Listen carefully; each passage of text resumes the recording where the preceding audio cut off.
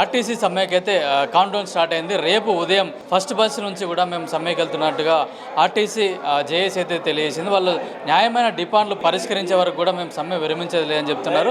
మనతో మాట్లాడడానికి టీఎంయూ నాయకులు కమలాకర్ గారు ఉన్నారు. సార్ చెప్పండి, మీరు గతంలో కూడా ఒకసారి ఆర్టీసీ సమ్మె ఇచ్చి ప్రభుత్వం మీకు హామీ ఇచ్చిన తర్వాత కూడా సమ్మె విరమించారు. మళ్ళీ మీరు కొన్ని డిమాండ్లతో కూడా ప్రభుత్వం ముందుకు వెళ్తున్నారు. అసలు ప్రభుత్వం ఏం చెప్తుంది మీకు? అసలు కొత్త డిమాండ్లు కావండి. ఆ రోజు 2025లో పెట్టిన డిమాండ్లే మళ్ళీ ఈ రోజు పెట్టడం అంటే దాని సమస్య పరిష్కారం దిశగా ప్రభుత్వం ఎక్కడ కూడా ప్రయత్నం చేయలేదు, మేనేజ్మెంట్ కూడా చొరవ చూపలేదు.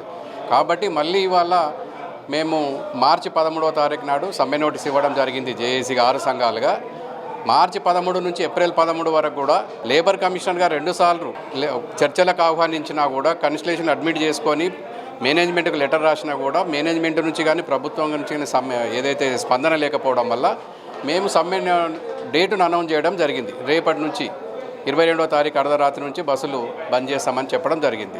అయినా కూడా సమ్మె నోటీస్ ఇచ్చి 42 రోజులు దాటిపోయింది. ఇప్పుడు 42 రోజులు అవుతుంది. ఇప్పటి వరకు కూడా ఏమైనా పత్రికా ప్రకటనలు ఇస్తున్నారు, టీవీల ద్వారా చెప్తున్నారు తప్ప జేఏసీ నాయకులను పిలిచి మాట్లాడాలనే సోయి ప్రభుత్వానికి లేదు, మేనేజ్మెంట్కి లేదు.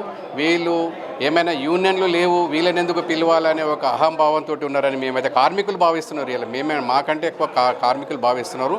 ఈ సమ్మె కూడా కార్మికుల ప్రోద్బలంతో, కార్మికుల ఒత్తిడితోటి చేయాల్సి వస్తుంది. ఇవాళ అంటే తీవ్రమైన సమస్యలు ఉన్నాయి కింది స్థాయిలో. ఇవాళ కార్మికులను విపరీతంగా హరాస్మెంట్ చేయడము, ఒక్క లీవ్ కొరకు నానా యాతన పడుతున్నారు. ఈ విధంగా డ్యూటీలు 8 గంటల డ్యూటీలను 10 గంటలు చేస్తున్నారు, 11 గంటలు చేస్తున్నారు. జిల్లాలలో అయితే ఇంకా విపరీతంగా 2 గంటలు ఎక్స్ట్రా చేయించుకుంటూ పావు గంట 20 నిమిషాలు 30 నిమిషాలు ఓటీ ఇస్తాము. ఇది వెట్టి చాకరీ చేపిస్తున్నారు. కాబట్టి ఇలా కార్మికుల నుంచి తీవ్ర ఒత్తిడి రావడం వల్ల మేము సమ్మెలోకి పోయే పరిస్థితి. మరి మంత్రి గారు చెప్తున్నారు ఎవరో ప్రోద్బలంతో బయట నుంచి 2019లో కూడా అధికార పార్టీ ఏదైతే ఉన్నదో దాని మీదనే మేము సమ్మె చేయడం జరిగింది. ఇవాళ ఎవరికి భయపడి కాదు, సమస్యలు ఆ విధంగా ఉన్నాయి. 2.5 సంవత్సరాలు దాటిన తర్వాత కూడా మీరు సంఘాలను పునరుద్ధరిస్తామని చెప్పిండ్రు, యూనియన్ అది ప్రభుత్వంలో విలీనం చేస్తామని చెప్పిండ్రు, ఆర్టీసీని విస్తరిస్తామన్నారు.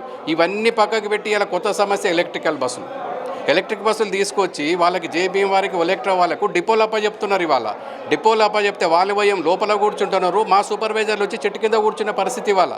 మరి ఈ పరిస్థితి ఉంటే ఎన్ని రోజులు ఆర్టీసీ ప్రైవేటీకరణ వరకు వెళ్తుందనే ఉద్దేశంతో ఇలా జేఏసీ నాయకత్వం సీరియస్గా ఆలోచన చేసి ప్రభుత్వాన్ని ఖచ్చితంగా దీని మీద ఏదో ఒక హామీ తీసుకోవాలనే ఉద్దేశంతో మేము ఇలా మరి పోరాటం చేస్తున్నాము. ఖచ్చితంగా ఈ యొక్క ప్రభుత్వం దిగి రావాలా, మాట్లాడాలా. ఎందుకనంటే ఆర్టీసీని ప్రైవేటీకరణ వైపు ఆపాలనే ఉద్దేశంతో ఇవాళ ప్రధానమైన డిమాండ్ అది. డ్రైవర్ సోదరులు ఇవాళ హైదరాబాద్ సిటీలో 35, 36, 37 సంవత్సరాల డ్రైవర్ సోదరులు ఇవాళ ఉద్యోగం చేస్తున్నారు. ఇవాళ మీరు అంటున్నారు వాళ్ళని ఏ జోన్కు పోతావు నువ్వు అని మొన్న 15వ తారీఖు వరకు ఆప్షన్ పెట్టడం జరిగింది. మరి ఏ జోన్కు పోయి ఎక్కడ పోయి ఉద్యోగం చేయాలి, భార్య పిల్లలు ఏం కావాలి, వాళ్ళ ఆరోగ్యం పరిస్థితి ఏంది? ఇవాళ ప్రతి ఒక్కరికి హార్ట్ ఇష్యూస్ ఉన్నాయి, వాళ్ళంతా డయాబెటిక్ పేషెంట్స్ ఉన్నారు, కిడ్నీ పేషెంట్స్ ఉన్నారు.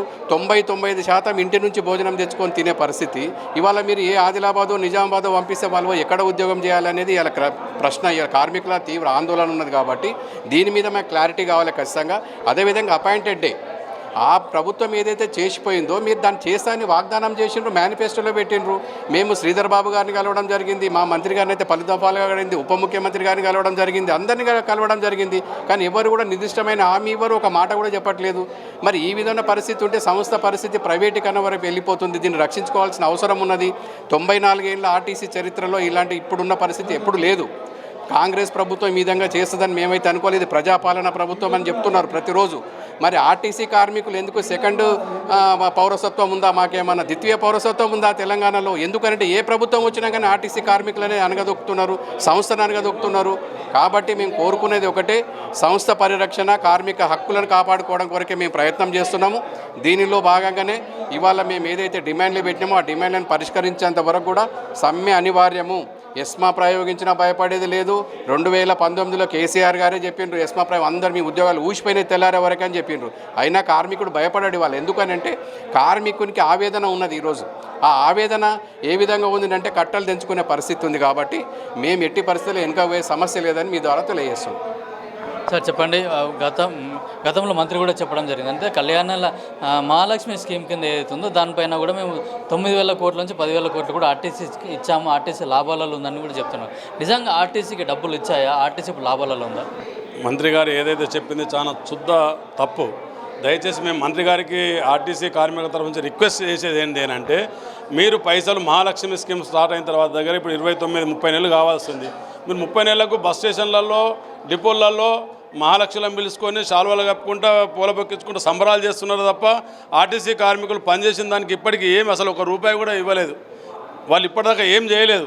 ఎందుకంటే కార్మికుడికి సరే వాళ్ళు ఇచ్చే పైసలు ఇవ్వకుండా మేమైతే నెల జమ చేసుకుంటున్నాం, మా పైసలు కూడా తీసుకుంటున్నారు. సిసిఎస్ పైసలు, పిఎఫ్ పైసలు, మా పైసలు కూడా వాళ్ళే తీసుకుంటున్నారు. అక్కడ వాళ్ళు తీసుకోవడం వల్ల ఇప్పుడు ఏమవుతుంది, మాకు ఏవైతే దాని ఇంట్రెస్ట్ ఉందో దాని ఇంట్రెస్ట్ లాస్ అవుతున్నాం మేము. దాని పైసలు ఎప్పుడో 2 ఏళ్ళకి 3 ఏళ్ళకి ఇస్తే దాని పైసలన్నీ ఎవరికి బాధ్యత వహించేస్తుంది. అదంతా లేకుండా ఇక మా మంత్రి గారు మాటికి నా తలుపులు తీరు ఉన్నాయి, నువ్వు మాకు ఇచ్చే పైసలు ఏవైతే మాకు ఇచ్చేసేయి కదా, కార్మికులకు రావాల్సిన పైసలు నువ్వు ఇచ్చే ఫస్ట్. నీ తలుపులు తెరున్నాయి తెరవలేకపోవడం వెనుకకు, కార్మికులకు రావాల్సిన పైసలు ఇచ్చిన తర్వాత అప్పుడు ఏర్పడుతుంది. 2017 నుంచి రిటైర్మెంట్ అయిన ఉద్యోగులకు పైసలు లేవు, 2021 పిఆర్సీ లేదు, 2025 పిఆర్సీ లేదు. ఇక బెడ్ విన్నర్ స్కీమ్ వాళ్ళకు మీరు వచ్చిన తర్వాత ఏదైతే బెడ్ విన్నర్ స్కీమ్ ఉండేనో అపాయింట్మెంటే రెగ్యులర్ ఉండే, వాళ్ళని 3 ఏళ్ళు డైలీ వేజ్ కింద వేయించారు, మళ్ళీ దాన్ని ఇప్పుడు 2 ఏళ్ళుగా మార్చిండ్రు. అదేం పద్ధతి? దానికి పద్ధతి అనేది ఉండాలి కదా. అప్పుడు కండక్టర్లు కూడా చాలా మేము అధికారుల నుంచి ఒత్తిడి ఎదుర్కొంటున్నాము. బస్సు ఫుల్ అయినాక కూడా వచ్చి ఎక్కితే ఏ ఒక్క ప్యాసింజర్ టికెట్ తీసుకోకుండా కూడా మా మీదనే చార్జ్ షీట్ వేస్తున్నారని చెప్పేసి కూడా కండక్టర్ చెప్తున్నారు. అయితే గతంలో ప్రభుత్వం కూడా చెప్పింది ఏంటంటే టికెట్ తీసుకోవాల్సింది ప్యాసింజర్ బాధ్యత అని ఖచ్చితంగా చెప్పింది.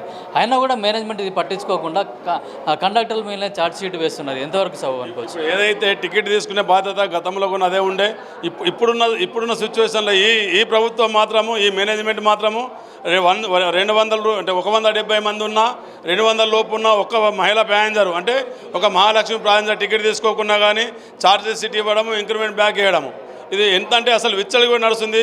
ఇక దానికి పోతూ ఎక్కడో ఒక జాగాల మా 175-150 మంది ఉన్నప్పుడు ఏదో చిన్నగా, ఎందుకంటే ఇప్పుడు 170 మంది బస్సులో ఉంటే అసలు ప్యాసింజరు నిలబడరా లేడా అనేది కండక్టర్ కనబడదు. అది అక్కడ ఆపలేదన్న ఉద్దేశంతో ఆయనకు సీటు టీఎం పెట్టడము, డ్రైవర్ కండక్టర్కు, మరియు ప్యాసింజర్లు కూడా కొట్టడము.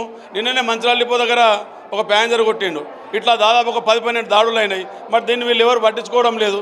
ఇక దాని మీద ఇప్పుడు ఒత్తిడి ఎస్మా పెట్టేది ఏం పెడతామండి. మేము ఇప్పుడు 2019 5/10/2019 52 రోజులు సమ్మె చేసినాం.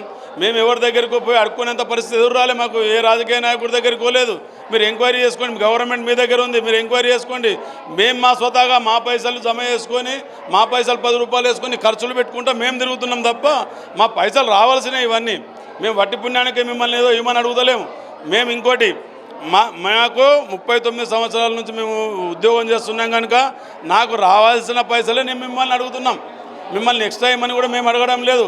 ఇక గవర్నమెంటా వాళ్ళు చేసింది వీళ్ళు చేసింది ఎవరైనా మీరు పాలకులా కాదా? వాళ్ళు చేసిన అప్పులని మీరు కడతలేరా? వాళ్ళు చేసిన అప్పులు కడుతున్నారు కదా. మేము ఆ గవర్నమెంట్ నిందించలేదు, మిమ్మల్ని నిందించాం. మాకు రావాల్సినవి ఇవ్వమని అడుగుతున్నాం మిమ్మల్ని, అంతే తప్ప. కానీ మాటికి ఆ గవర్నమెంట్ అంతా చేసిపోయింది, ఆ గవర్నమెంట్ అంతా చేసిపోతే మీరు ఏమని చెప్పిండ్రు ఎన్నికల మేనిఫెస్టోలో? వాళ్ళు ఇవ్వలేదు, మేము ఇస్తామన్నారు. దానికి మేము ఇస్తామంటే మేము మిమ్మల్ని ఎన్నుకున్న తర్వాత ఇప్పుడు జరిగేది ఏంది? ఇప్పుడు ఎట్టి పరిస్థితులలో 21 midnight, 22 3:30 4 o'clock బస్సుల నుంచి ఎట్టి బస్సులు బంద్ అవుతాయి. మీకు ఏదైతే రాంగ్ ఫీడింగ్ ఆర్ఎంలు కానీ ఈడీలు కానీ డిఎంలు కానీ రాంగ్ ఫీడింగ్ ఇస్తున్నారో 20% నడుస్తాయి, 30% 99% బస్సులు బంద్ అవుతాయి. ఏ ఒక్క ఆర్టీసీ ఉద్యోగి చెయ్యడు. దయచేసి అది మీరు ట్రాన్స్పోర్ట్ మినిస్టర్ గారు, ఎండి గారు గమనంలో పెట్టుకోవాలా. మీరు ఏదైనా ఉంటే చర్చలకు పిలండి. చర్చలకు పిలిచిన తర్వాత అప్పుడు చెప్పండి. మేము ఏమన్నాం ఏం లేదు అనకుండా చర్చలకే పిలుచు లేదు.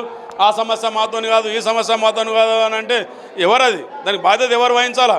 మీరే వహించాలా. మేము మీ దగ్గరనే పనిచేస్తున్నాం. మేము ఎక్కడ మున్సిపాలిటీలో R&Bలో పనిచేయడం లేదు. మేము మీ దగ్గర పనిచేస్తున్నాం ఆర్టీసీలో కనుక ఆ బాధ్యత మీరే వహించాలా, మా సమస్యలు మీరే పరిష్కరించాలని చెప్పి తెలియజేస్తున్నాం.